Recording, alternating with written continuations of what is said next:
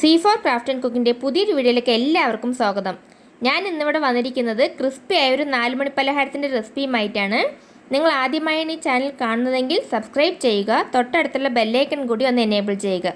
വീഡിയോയിലേക്ക് കടക്കാം. നമുക്കിന്ന് വാഴപ്പൂ കൊണ്ട് ടേസ്റ്റിയായ ഒരു ഈവനിങ് സ്നാക്സ് ഉണ്ടാക്കിയെടുക്കാം.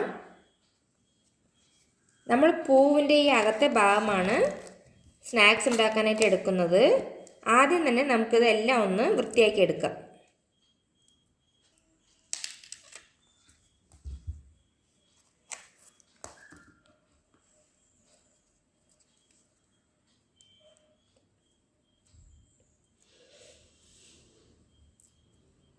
ഇങ്ങനെ നമുക്ക് ഓരോന്നായിട്ട് ചെയ്തെടുക്കാം. പിന്നെ വാഴപ്പൂവിൻ്റെ എല്ലാ ഇതിലും ഇതുപോലെ വൃത്തിയാക്കി എടുത്തിട്ടുണ്ട്. പിന്നെ നമുക്ക് ഏറ്റവും ഉള്ളിലത്തെ ഭാഗം ഇതുപോലെ ചെറുതായിട്ട് അരിഞ്ഞെടുത്താൽ മതിയാവും. പിന്നെ നമുക്കിതിലേക്ക് വേണ്ടത് ഒരു 200 ഗ്രാം കടലപ്പരിപ്പാണ്. അത് കഴുകി 6 മണിക്കൂർ വെള്ളത്തിൽ കുതിർത്തതിന് ശേഷം വെള്ളം വാർത്തെടുത്തിട്ടുള്ളതാണ്. പിന്നെ ഒരു വലിയ സവാള പൊടിയായി അരിഞ്ഞെടുത്തിട്ടുള്ളത്, ഒരു ചെറിയ കഷ്ണം ഇഞ്ചി, 4 അല്ലി വെളുത്തുള്ളി, 2 പച്ചമുളക്, 1/2 ടീസ്പൂൺ പെരിഞ്ജീരകം, 2 വറ്റൽമുളക്, മല്ലിയിലയും കറിവേപ്പിലയും കുറച്ച് പൊടിയായി അരിഞ്ഞെടുത്തിട്ടുള്ളത്. ഇനി ആദ്യം തന്നെ നമുക്ക് ഈ പരിപ്പൊന്ന് അരച്ചെടുക്കാം. ഇപ്പം ഞാനിവിടെ ഈ പരിപ്പ് കുറേശ്ശെയായി മിക്സിയുടെ ജാറിലേക്ക് ഇട്ട് കൊടുക്കുന്നുണ്ട്. ഇത് നമ്മൾ ഒട്ടും വെള്ളം ചേർക്കാതെയാണ് അരച്ചെടുക്കേണ്ടത്. ഇത് തീരെ ഫൈൻ പേസ്റ്റ് ആക്കേണ്ട ആവശ്യമില്ല, ചെറുതായിട്ടൊന്ന് കറക്കിയെടുത്താൽ മതിയാവും. ഈ ഒരു പരുവത്തിലാണ് നമ്മൾ പരിപ്പ് അരച്ചെടുക്കേണ്ടത്. ഇനി നമുക്കിതൊരു ബൗളിലേക്ക് ഇട്ട് കൊടുക്കാം.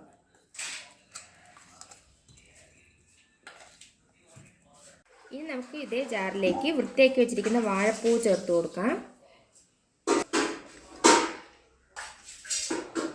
പിന്നെ നമുക്കിതിലേക്ക് പച്ചമുളക് ചേർത്ത് കൊടുക്കാം, വെളുത്തുള്ളി,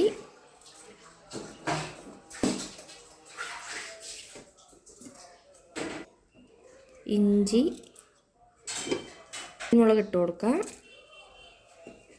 പിന്നെ പെരിഞ്ജീരകം ചേർത്ത് കൊടുക്കാം. പിന്നെ ആവശ്യത്തിനുള്ള ഉപ്പും ചേർത്ത് നമുക്കിതൊന്ന് അരച്ചെടുക്കാം. ഞാനിപ്പോൾ ഇവിടെ വാഴപ്പൂ ചതച്ചെടുത്തിട്ടുണ്ട്. ഇതും ഒട്ടും വെള്ളമില്ലാതെയാണ് ചതച്ചെടുത്തത്. ഇത് നമുക്ക് പരിപ്പിലേക്ക് ചേർത്ത് കൊടുക്കാം.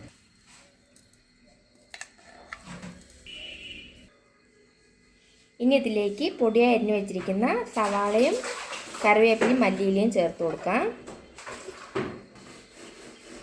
ഇനി ഇത് നല്ലതുപോലെ ഒന്ന് മിക്സ് ചെയ്തെടുക്കുക. ഈ സമയത്ത് നമുക്ക് ഉപ്പ് നോക്കിയിട്ട് ആവശ്യമാണെങ്കിൽ ചേർത്ത് കൊടുക്കാം. ഇപ്പോൾ നമ്മുടെ മിക്സ് റെഡിയായി വന്നിട്ടുണ്ട്. ഇനി നമുക്ക് ചെറിയ ഉരുളകളാക്കി എടുക്കാം. ഇതുപോലെ എല്ലാ ഉരുളകളും തയ്യാറാക്കി എടുക്കാം. ഞാനിപ്പോൾ ഇവിടെ എല്ലാ ഉരുളകളും റെഡിയാക്കി എടുത്തിട്ടുണ്ട്. ഇനി നമുക്കിതൊന്ന് പൊരിച്ചെടുക്കാം. പൊരിച്ചെടുക്കുന്നതിന് ഞാനിവിടെ എണ്ണ ചൂടാക്കി എടുത്തിട്ടുണ്ട്. ഇനി നമുക്ക് ഓരോ ഉരുളകളെടുത്ത് ചെറുതായി ഒന്ന് പരത്തി എടുത്തതിന് ശേഷം തിളച്ച എണ്ണയിലേക്ക് ഇട്ട് കൊടുക്കാം.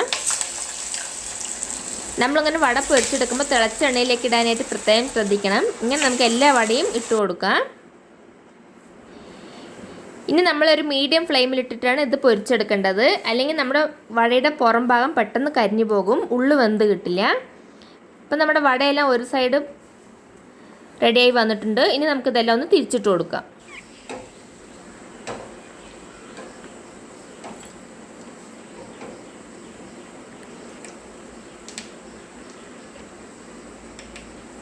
അപ്പം നമ്മുടെ വട 2 സൈഡും ഫ്രൈ ആയി വന്നിട്ടുണ്ട്. ഇനി നമുക്കിത് എണ്ണയിൽ നിന്നും കോരിയെടുക്കാം.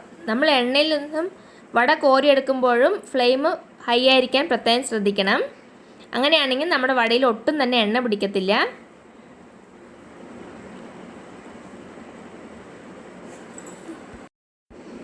ഇപ്പോൾ നമ്മുടെ ക്രിസ്പിയായ വാഴപ്പൂവട റെഡിയായി വന്നിട്ടുണ്ട്. ഇതിലേക്ക് ഒട്ടും തന്നെ എണ്ണയൊന്നും തന്നെ പിടിച്ചിട്ടില്ല. ഇത് നമുക്ക് ചൂട് ചായക്കൊപ്പം സെർവ് ചെയ്യാവുന്നതാണ്. ഇതെല്ലാവരും ഒന്ന് ട്രൈ ചെയ്ത് നോക്കണം. ഇഷ്ടമായ ലൈക്ക് ചെയ്യുക, ഷെയർ ചെയ്യുക, സബ്സ്ക്രൈബ് ചെയ്യുക. താങ്ക്